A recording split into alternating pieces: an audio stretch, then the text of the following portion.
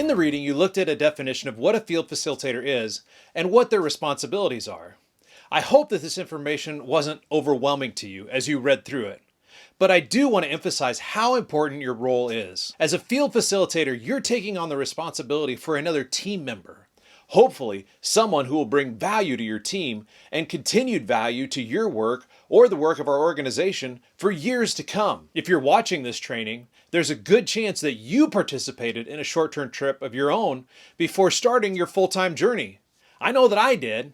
And I could still remember the men and women who served as the field facilitators for those short-term trips. Without their hard work and sacrifice, I wouldn't have had the exposure that I needed to help me along in my journey towards a long-term service commitment. As a result of their short-term investment, I've already spent nearly 2 decades developing the next generation of long-term workers. That's a great return on an investment. I imagine that you can also remember the people that invested in you. I hope that you've had an opportunity to thank those people. And I hope that in the future, the short-termers that you pour into will return to thank you. You won't be alone as you invest in your short-termers. There will be people working to find just the right short-termer to send to you. Others will prepare the short-termer for arrival and oversee the logistics of getting them to you. There are people who will continue to follow up with your short-termer when they return to their home country and help them explore their next steps in kingdom work. And finally, there are people who are dedicated to helping you fulfill your role and lend a hand in your difficult moments. Let's take a quick look at the short-term grid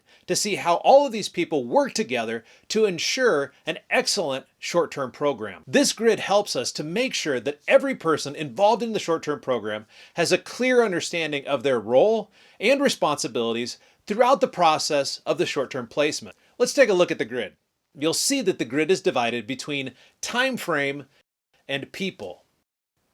Each short-term placement includes 3 very different time frames: pre-field, on-field, and post-field. Each of the time frames will require different responsibilities from each set of people. On the people side of the grid, you can see the groups of people that are involved in the short-term placement.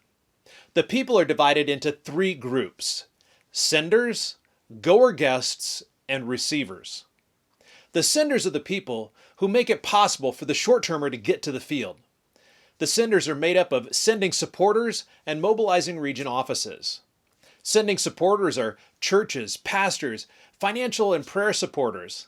These are the people closest to the short-termer who will walk with them in their daily life as they prepare to serve on the field. Mobilizing region offices are our global offices that are responsible to recruit, screen, accept, train, and prepare the short-termer for their time on the field.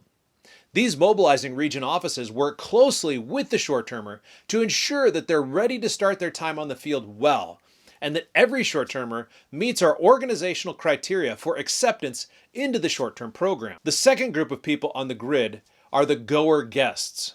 These are our short-termers. Each aspect of the grid will pose unique challenges and opportunities for them as well. Preparing for the field can be a challenging yet rewarding experience. Serving on the field is obviously what they've been preparing for and looking forward to. After they leave the field and re-enter their home culture, they'll have many questions to think through and will need to navigate the choppy waters of re-entry. The final group of people on the grid are the host receivers. This includes the receiving region office, the field facilitator, you, and the intended receptors. Let's start with the intended receptors. These are the people that the short-termer will be ministering to.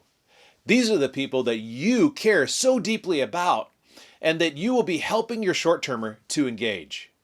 You'll play an important role as a bridge between the short-termer and the intended receptors. But the intended receptors will also play an important role in the life and growth of the short-termer.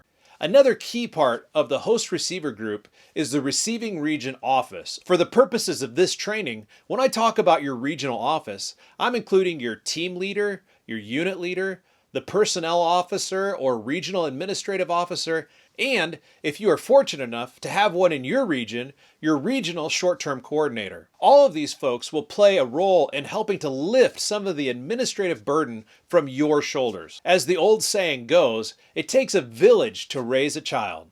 Well, it takes a village to invest in a short-termer. So don't worry, you won't have to do this alone.